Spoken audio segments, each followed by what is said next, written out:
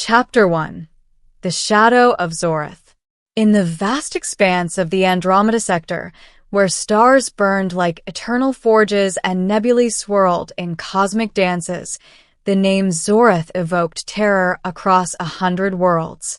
She was no mere pirate or warlord. She was a legend forged in the fires of interstellar conflict, a being whose very presence could shatter alliances and topple empires. Zorith hailed from the planet Vexera, a harsh world of jagged obsidian mountains and toxic storms, where her species, the Vexeri, evolved as apex predators. Tall and lithe, with skin like polished onyx that shifted hues under stress, Zorith's eyes glowed with an inner crimson fire, and her forearms ended in claws that could rend durasteel as easily as flesh. The Vexeri were known for their unmatched ferocity in battle, but Zorith was something more, a rogue element, a freelancer who sold her services to the highest bidder. She commanded the Eclipse, a sleek dreadnought-class vessel cloaked in adaptive camouflage that rendered it invisible to most sensors. Her raids were surgical, her victories absolute. Planets whispered of her in hushed tones, the one who single-handedly dismantled the Orion cartel's fleet at the Battle of Nebula's Edge, leaving nothing but drifting wreckage and silenced calms. She had assassinated the Emperor of the Thalorian Dominion, slipping through layers of security like a ghost, her blades dripping with royal ichor. Bounty hunters who dared pursue her ended up as trophies mounted on her ship's hull. But beneath the myth, Zorith was driven by a void. Orphaned young in a clan war, she had clawed her way to power, trusting no one, loving nothing. Emotions were weaknesses in her world, alliances were temporary, and mercy was a fool's errand. She reveled in her isolation, her ship her only companion, its AI a cold echo of her own detachment. The galaxy feared her, and that fear was her armor. It was on the fringe world of Epsilon Prime, a neutral trading hub orbiting a dying star, where her path first crossed with the unexpected.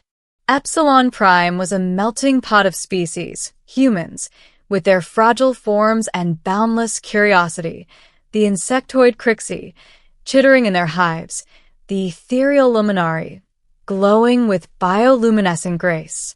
Zorith docked there for resupplies, her eclipse hidden in a shadow dock under false credentials. She needed rare hyperfuel cells, and Epsilon's black market was the place to find them without questions. Disguised in a hooded cloak that concealed her extra arms and glowing eyes, she navigated the bustling bazaars. Vendors hawked everything from plasma rifles to exotic spices, the air thick with the scent of ozone and alien cuisine. Zorith moved like a predator, her senses attuned to threats. But amid the chaos, a human caught her eye, not because he was a threat, but because he was ordinary. His name was Elias Thorne, a mechanic from Earth's outer colonies. Humans were a recent addition to the galactic stage, their expansion fueled by sheer tenacity rather than superior tech. Elias was unremarkable, average height, tousled brown hair, eyes the color of storm clouds. He ran a small repair shop on the station, fixing everything from shuttle engines to personal drones. What set him apart was his laughter, a sound that cut through the din like a beacon. He was haggling with a Crixie merchant over a faulty servo, his voice warm and persuasive, ending the deal with a joke that even the insectoids seemed to appreciate. Zorith paused, hidden in the shadows. Humans were known for their adaptability, their pack bonding as the xenobiologists called it. But this one, he radiated an ease that unsettled her. She shook it off, focusing on her mission. The dealer she sought was in a dimly lit stall at the bazaar's edge. As she approached, a group of Thalorian enforcers, remnants loyal to the fallen emperor, spotted her. Their weapons hummed to life. Zorith, one snarled, his voice amplified through a helmet.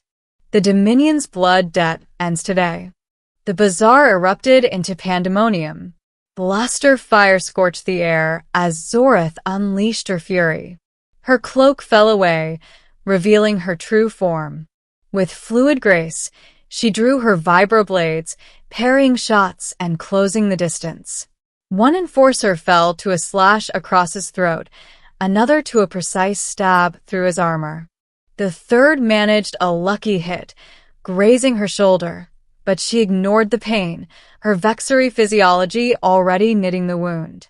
Civilians screamed and fled, stalls overturning in the chaos. Elias, nearby, ducked behind a crate, his tools scattering. But instead of running, he grabbed a loose power conduit and jury-rigged it into a makeshift stun device. As the last enforcer aimed at Zorith's back, Elias surged forward, jamming the conduit into the Thalorian's side. Electricity arced, and the enforcer convulsed, collapsing in a heap. Zorith whirled, blades raised, expecting another foe. Instead, she faced the human, panting but grinning. Whoa, easy there. Just helping out. Those guys looked like bad news. She lowered her weapon slightly, her eyes narrowing. Why interfere? This is not your fight. Elias shrugged, wiping sweat from his brow. Saw someone outnumbered. Figured it was the right thing. Plus, they wrecked my stall. Personal grudge now. Zorith studied him, her instincts screaming trap. But his gaze held no malice, only a curious spark. She sheathed her blades. Foolish, but effective. I owe you nothing. With that, she vanished into the alleys, securing her fuel cells and departing Epsilon Prime. Yet, as the eclipse slipped into hyperspace, Elias's face lingered in her mind, anomaly in her ordered world of violence. Chapter 2. Echoes of Pursuit. Weeks turned to cycles in the endless void of space. Zorith took on a new contract, infiltrating the corporate alliance's stronghold on Nexus 4, a fortified moon where they hoarded experimental weapons tech. The pay was astronomical, enough to upgrade her ship's cloaking array. But the Thalorians hadn't forgotten her. Bounty alerts flooded the dark nets, her face plastered across wanted holos with a reward that could buy a small fleet. She evaded hunters with ease, her reputation a deterrent as much as her skills. But one pursuer was persistent, a human-led mercenary group called the Terra Nova Collective. Humans, with their ingenuity, were rising fast in the mercenary world. Led by Captain Reyes, they tracked her through wormholes and asteroid fields, always one jump behind. It was during a refuel stop at a derelict station in the Void Belt that they caught up. Alarms blared as boarding pods latched onto the Eclipse. Zorith armed herself, sealing bulkheads and activating defenses. Laser turrets mowed down the first wave, but humans adapted quickly, using EMP bursts to disable systems. She met them in the corridors, a whirlwind of death. Claws and blades flashed, bodies piling up. But their numbers overwhelmed her. A stun grenade exploded, disorienting her long enough for restraints to clamp around her wrists. When she awoke, she was in a holding cell aboard the Nova's Fury, their flagship. Captain Reyes, a grizzled woman with cybernetic enhancements, stood before her. Zorith, the galaxy's nightmare. You're worth a fortune to the Thalorians. Zorith snarled, testing her bonds. Release me, and I'll make your death quick. Reyes laughed. Feisty. But we're not handing you over yet. Got a better offer from a human colony world. They want you for research. Vexury biology could advance our meds. As Reyes left, Zorith seethed. Humans, always probing, always expanding. But then, a familiar face appeared at the cell's viewer. Elias Thorne, now part of the crew as their chief engineer. You, she hissed. Elias winced. Yeah, me. Joined up after Epsilon. Needed work, and they pay well. Didn't know it was you until now. Traitor, she spat. Not really. I fix ships, not capture people. This ain't right. He glanced around, then whispered, I can help you escape. But you gotta promise not to kill everyone on the way out. Zoratha's eyes flickered. Why risk it? Because you're not the monster they say. I saw you spare that merchant back on Epsilon. And, I don't know, call it human intuition. She weighed his words. Trust was foreign, but desperation bred strange alliances. Fine. But if you betray me, I won't. That night, Elias sabotaged the power grid, plunging the ship into darkness. Alarms wailed as Zorath broke free, her claws slicing through guards.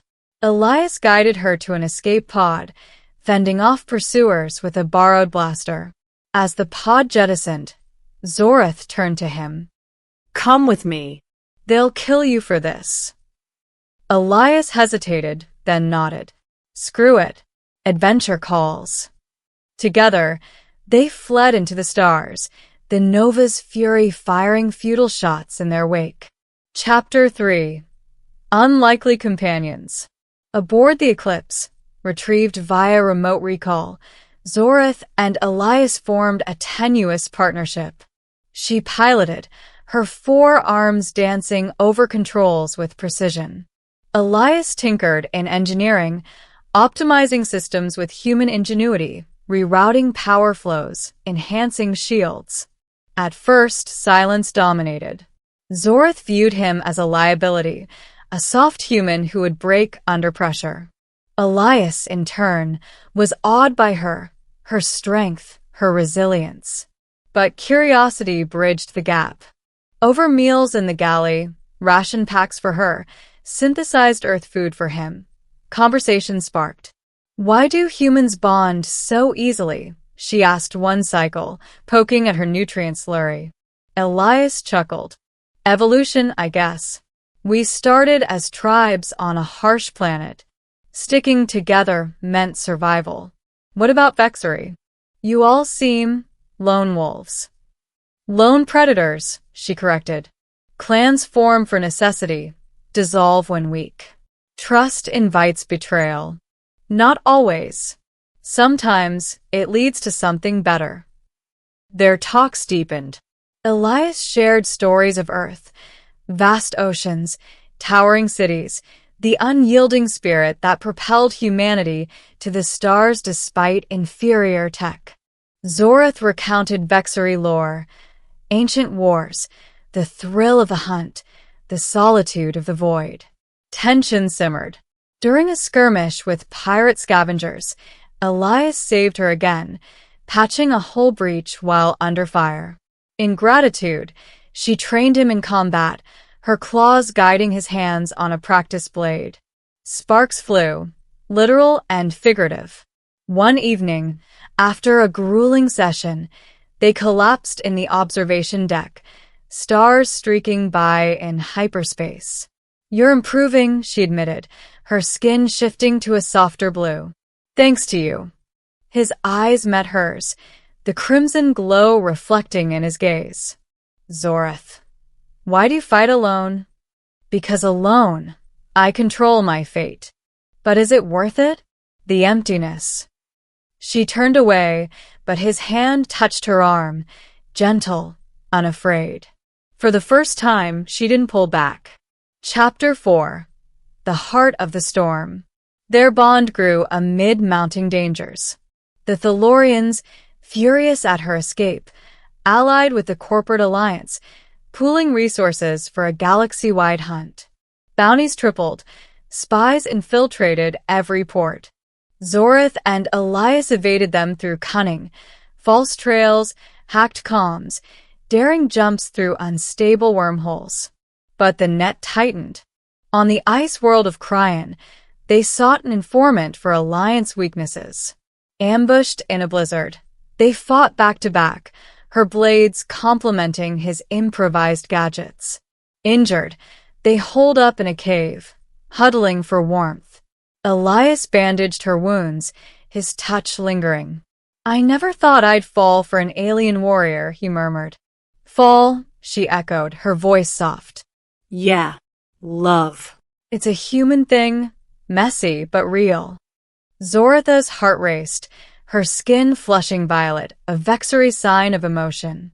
Love is vulnerability. It weakens. Or strengthens. He leaned in, their lips meeting in a tentative kiss. Her claws gently cradled his face, the galaxy fading away. From there, passion ignited. They became lovers, exploring differences with wonder. Her extra arms allowed embraces humans could only dream of, his warmth thawed her icy resolve. But love brought conflict. Zoratha's next contract clashed with Elias's morals, assassinating a corrupt but influential diplomat. "He's a monster," she argued. "So were you once," Elias countered. "We can find another way." Torn, she aborted the mission, choosing him over credits. It was a turning point, but it painted a bigger target on them. Chapter 5: Shadows of the Past. The past caught up on the nebula-shrouded world of Vale's End. Zoratha's former clan, hearing of her weakness, sent assassins to reclaim her honor or end her. The confrontation was brutal. In the misty ruins of an ancient temple, she faced her brother, Kalar, a mirror of her ferocity. "You've gone soft, sister," he sneered, blades clashing. Elias intervened, using a sonic device to disorient the attackers. Together, they prevailed, but Kalar escaped, vowing revenge. In the aftermath, Zorath confessed her fears. "I'm changing. Because of you." "Good change," Elias assured. "You're more than a nightmare now." Their romance deepened, shared dreams of a future beyond war.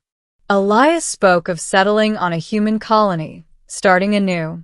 Zorath, for the first time, envisioned peace. Chapter 6: The Galactic Reckoning.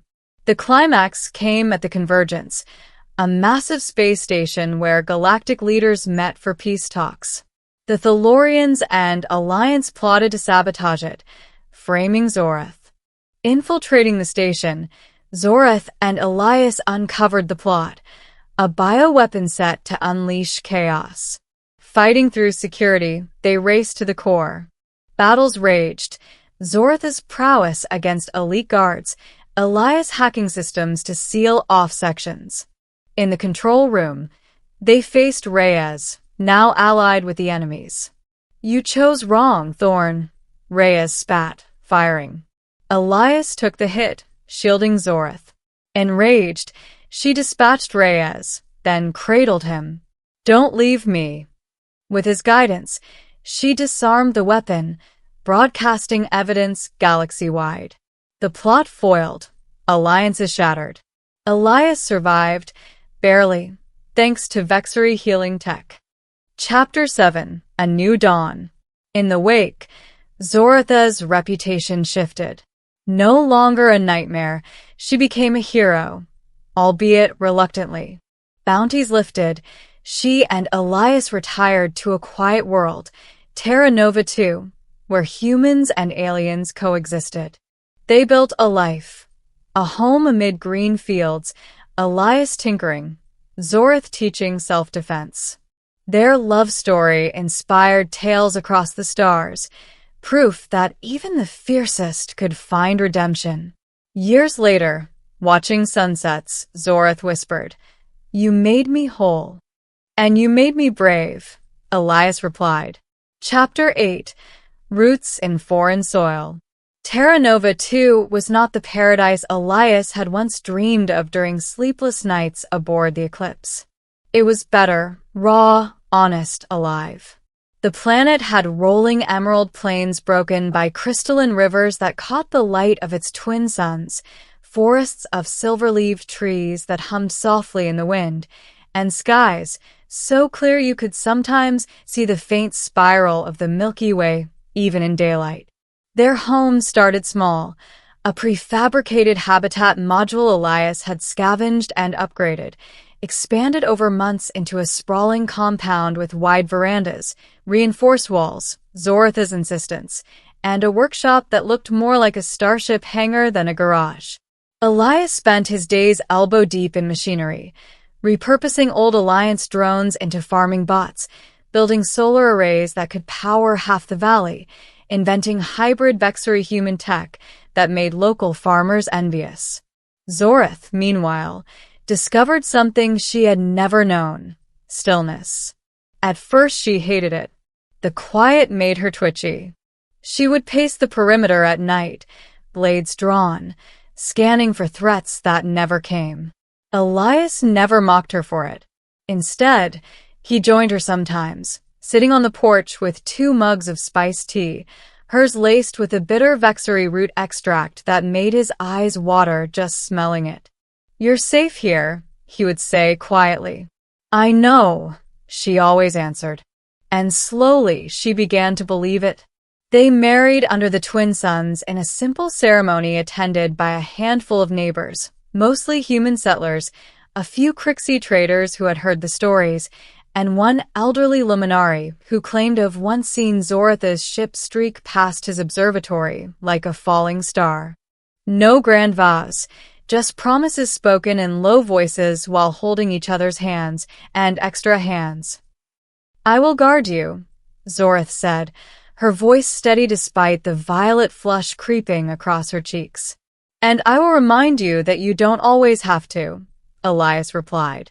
They sealed it with a kiss that drew cheers from the small crowd and a knowing chitter from the Crixie. Life settled into rhythms.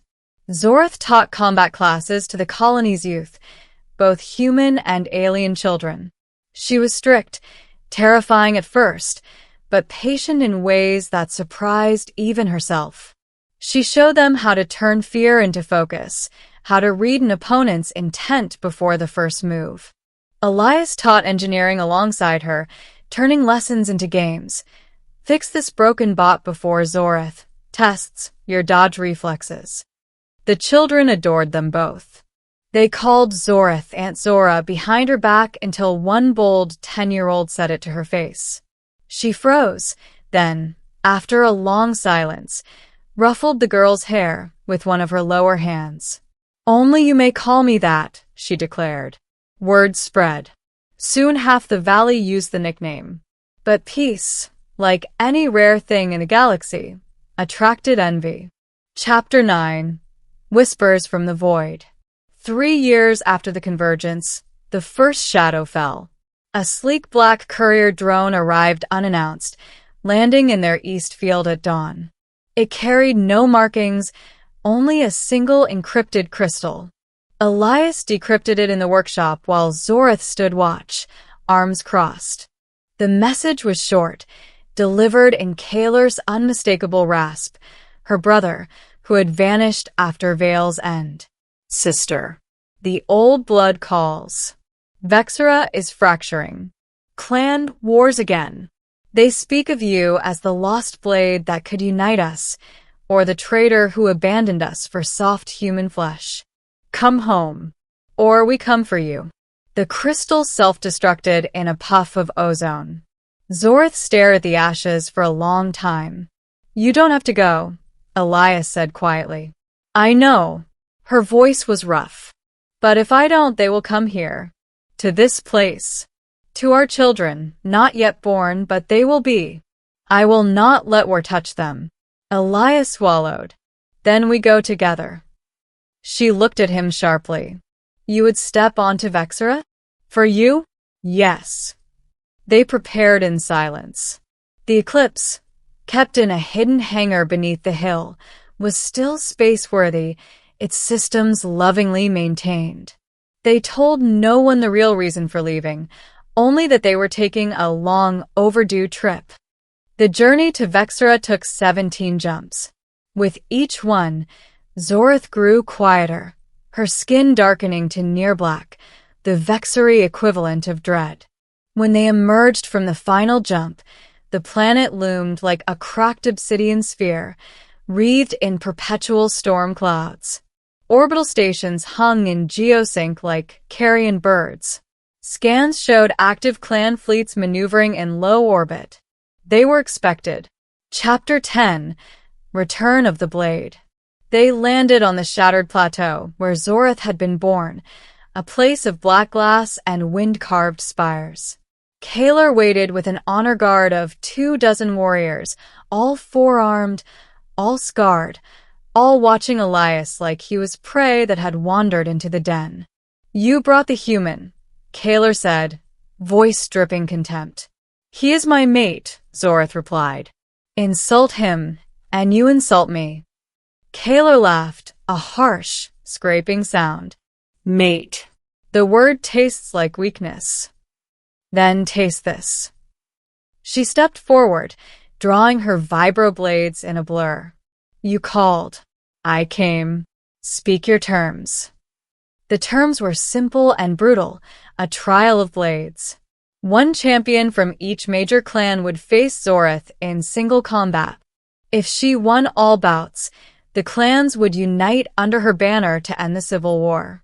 If she lost even one, her life, and by extension Elias's, would be forfeit, and Vexera would continue its bloody spiral. Elias protested in private later, in their temporary quarters carved into a cliff face. "This is suicide. Even you can't fight 20 champions back to back." "I can," she said. "And I will. But I need you to do something for me." He waited. "Stay alive," she whispered. "No matter what happens to me, get back to the ship. Go home. Tell our story. Make sure they remember we were more than monsters." He pulled her close, for arms wrapping around him in return. "I won't leave without you." The trials began at dawn. Chapter 11: The Blade That Would Not Break. The arena was a natural crater, its edges lined with thousands of Vexeri spectators. No cheers, only the low rumble of anticipation. Zorith fought without armor, clad only in black combat weave. Her blades sang through the air. First opponent, a hulking warrior from Clan Ashgar. He charged like a battering ram. She danced aside, severing tendons, ending it in under 30 seconds. Second, a swift blade dancer from Clan Virus. They traded blows for nearly 10 minutes, blades clashing in sparks and screams, before Zorith slipped inside his guard and drove both lower blades through his chest. Third, fourth, fifth, the sun climbed higher. Blood slicked the black glass. Her opponents grew more desperate, more ferocious. By the 12th bout, she was bleeding from a dozen cuts, one deep gash across her ribs. Her breathing came in ragged bursts. Yet each time she looked toward the shielded observation platform where Elias stood, flanked by wary guards, she found new strength. Kalar fought last. He was her mirror. Same height, same lethal grace, same crimson eyes. But where Zorith's movements now carried restraint, his were pure hate. "You could have been queen," he snarled as they circled. "Instead you chose a fragile thing that will die in a century." "That fragile thing," she answered, "taught me there is strength in choosing mercy." Their blades met in a storm. The duel lasted nearly an hour. Spectators grew silent. Even the wind seemed to hold its breath. Kalar was faster, fresher. He scored hit after hit, shallow, taunting. Zorith bled more, slowed, but never faltered. Finally, he overcommit on a thrust. She caught his wrist in 2 hands, twisted, disarmed him with the other 2. Before he could recover, her blade rested against his throat. "Yield," she said. He stared into her eyes, saw not the nightmare the galaxy once feared, but something new, something unbroken. "I yield," he rasped. The crater erupted, not in cheers, but in stunned silence, then the slow, rhythmic stamping of feet, the Vexeri gesture of respect given only to the worthy. Chapter 12: Legacy of Two Worlds. Zoreth did not take the throne. She refused queenship, refused to rule by fear. Instead, she forged a council, representatives from every clan, with veto power for the smallest voice. Vexera would change slowly, painfully, but it would change.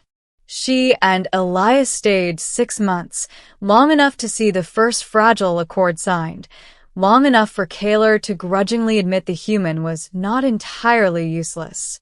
When they finally left, a small Vexeri delegation accompanied them back to Terra Nova 2. Cultural exchange, they called it. In truth, it was family. Years passed. Children came, 2 daughters, hybrids of human and Vexeri genetics, courtesy of careful medical tech Elias helped develop. They had their mother's crimson eyes and extra arms, their father's warm brown hair and easy smile. They grew up running through fields, climbing trees, learning blades from Zoreth and starship repair from Elias. The galaxy told new stories about Zoreth, not of terror, but of redemption. How the nightmare became a guardian. How a human's love had rewritten an entire species' future. On quiet evenings, when the twin suns dipped low, Zoreth and Elias would sit on their wide porch, watching their daughters spar in the yard, laughing, clumsy, fierce. "You kept your promise," she said one night, leaning her head against his shoulder. "Which one?" "To make me whole." He kissed her temple, careful of the sensitive crest that ran along her scalp. "And you kept yours. You guarded us. All of us." She looked out at the peaceful valley, at the life they had built from ashes and courage. "I was the galaxy's nightmare once," she murmured. Elias squeezed her hand, human fingers laced through Vexeri claws. "And now," he said softly, "you're home." Chapter 13. The Long Twilight. Decades slipped by on Terra Nova 2 like pages in a well-loved book, each one turning softer, warmer, more golden. The twin suns had threaded silver through Elias's brown hair and carved gentle laugh lines around his storm-gray eyes. His hands, once quick with a wrench and fearless in a crisis, now moved more deliberately. Joints ached after long days in the workshop. Breaths came a little shorter on uphill walks. Yet the spark never dimmed. He still teased Zoreth about her four-handed advantage when they played strategy games with the grandchildren, still pulled her close on the porch at dusk to watch the sky turn colors neither of their homeworlds could produce. Zoreth aged more slowly, as Vexeri did. Her onyx skin remained taut and luminous, though faint silver veins now shimmered beneath it like distant nebulae, a mark of time, not weakness. Her crimson eyes held the same fierce intelligence, but the edges had softened. Rage no longer lived there. In its place burned something steadier, devotion, contentment, quiet wonder. Their daughters, Lyra and Mara, had become forces in their own right. Lyra commanded the Dawn's Edge, a fast scout vessel charting new trade routes for the expanding Concord Alliance. She had her mother's tactical brilliance and her father's knack for turning enemies into uneasy friends. Mara ran the Thornzoreth Institute of Hybrid Engineering on the capital continent, hundreds of young minds learning to fuse human improvisation with alien precision. Their children and grandchildren filled the valley with noise and life. Four-armed toddlers racing across fields, human Vexeri teens arguing over engine mods, little ones begging Grandma Zora for one more combat lesson. Zoreth pretended to be stern. She always gave in. The galaxy itself had healed in slow, imperfect ways. The old empires had crumbled or reformed. Vexera's council, born from the trial of blades, had endured, becoming a model for species tired of endless war. Stories of the nightmare who laid down her blades for love were taught in academies, not as cautionary tales, but as proof that even the hardest hearts could choose differently. Yet time, patient and merciless, began to claim its due. Elias's decline was gradual at first. A persistent cough. Days when he needed to sit more than stand. Then the diagnosis. A rare degenerative condition even advanced medicine could only slow, not stop. Human lifespans, for all their extensions, still had limits. Zorath refused the limits. She hunted specialists across 3 sectors, bartered favors with old contacts, even considered forbidden Vexery rejuvenation rites that might kill him faster than save him.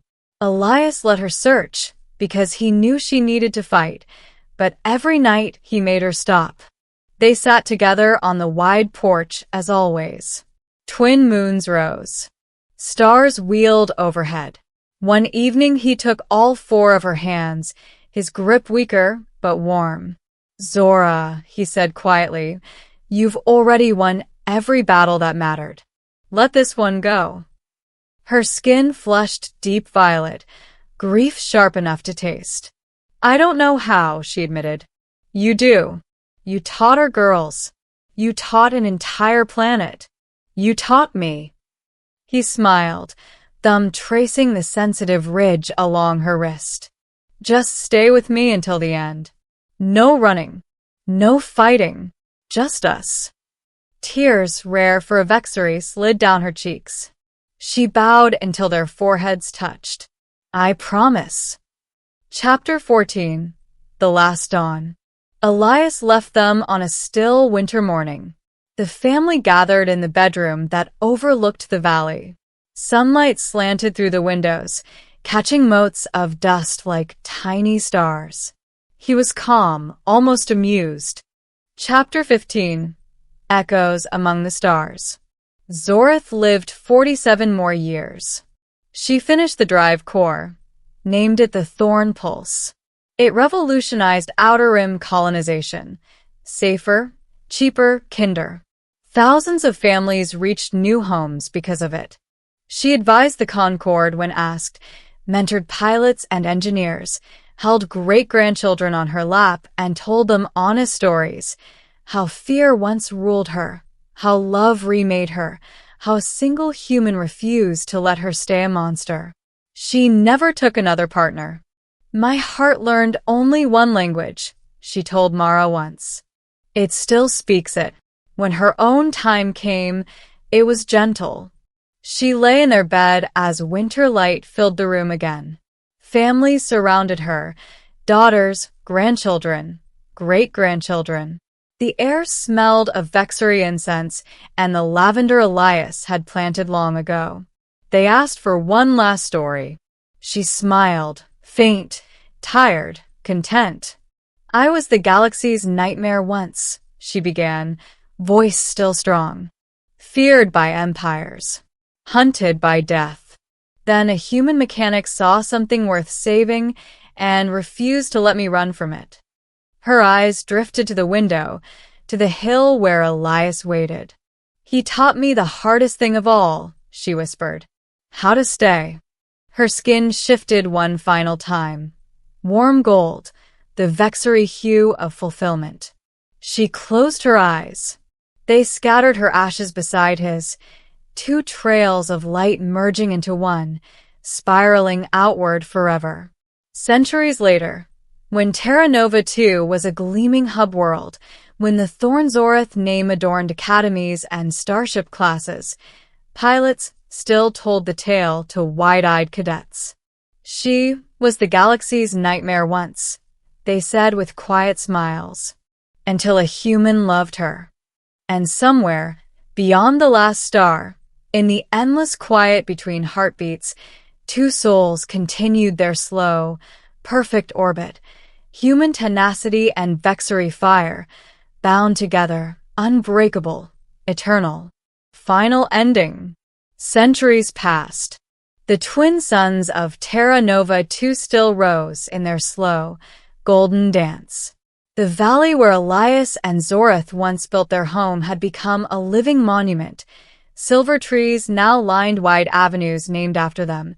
Children played in parks called Thorn Plaza and Zorath's Rest, and every ship departing the system carried a small etched plaque in the engine room. built on the thorn pulse, safer journeys, because one human loved one nightmare. The original house still stood on the hill, preserved by the family and the colony government. Its wide porch had been reinforced, its workshop turned into a small museum.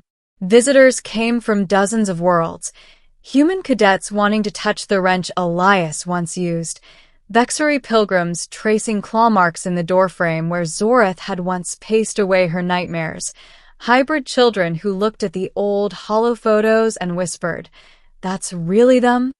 The galaxy told the story differently now. No longer whispered in fear around campfires or dark cantinas, it was taught in academies with quiet reverence. Textbooks called it the Zorith Reformation. Poets named it the love that stopped a war. Traders joked that every time a deal went unexpectedly fair, it was Elias smiling somewhere. But the oldest spacers, the ones who had flown in the shadow of the eclipse, still told it the raw way. She was death with 4 arms and crimson eyes.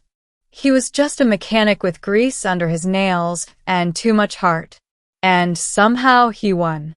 Zoritha's ashes and Elias's had long since mingled beneath the same black and silver stone.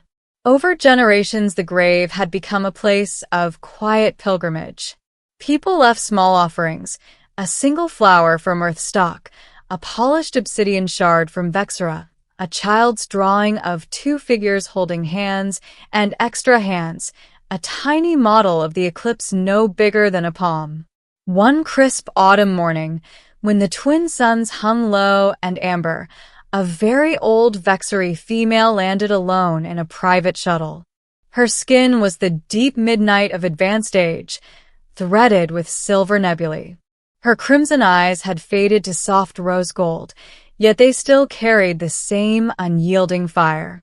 She walked slowly up the hill path, her arms folded behind her back in the old warrior's posture, though the steps were careful now.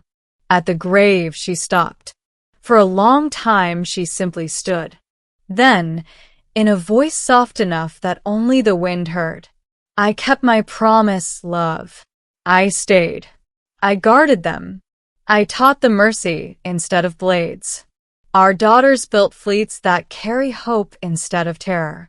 Our grandchildren walk stars we never dreamed of touching. And every time one of them chooses kindness over vengeance, I feel you smile." She reached into a small pouch at her belt and placed something on the stone, a single worn vibroblade hilt, Elias's first gift to her after their escape, the one he had laughingly called the ugliest knife in the galaxy because he'd machined it himself in a hurry. "I'm tired now," she whispered, "and it's time." She sat on the grass beside the grave, leaned back against the stones so her shoulders touched both names, and closed her eyes. The twin suns set. When the family shuttle arrived the next morning, alerted by the estate's quiet sensors, they found her still sitting there, her hands folded in her lap, skin the warm gold of final peace. No violence, no struggle, just rest. They buried her ashes in the space that had waited beside Elias for so many decades. The new inscription was simple: Zorith Thorn, beloved wife, mother, guardian. She was the galaxy's nightmare once. Then she chose love. And love chose her back. Words spread slowly at first, then like starlight across the sectors. Pilots dimmed their running lights for a minute of silence. Vexery council chambers observed a full day of stillness. Human colony worlds flew flags at half-mast. Even the oldest pirate clans, those who had once cursed her name, raised a glass to the one who got away clean. And on Terra Nova 2, in the quiet hour before dawn, the children still gather on the hill sometimes. They sit in a circle around the paired stones and tell the story the way the old spacers did. Raw, honest, full of wonder. She was death walking. He was just a man who fixed things. And somehow he fixed her too. A breeze moves through the silver trees. Somewhere, beyond the last jump point, in the soft dark between stars, two souls drift side by side. No ship, no blades, no fear. Just quiet. Just them. Just forever.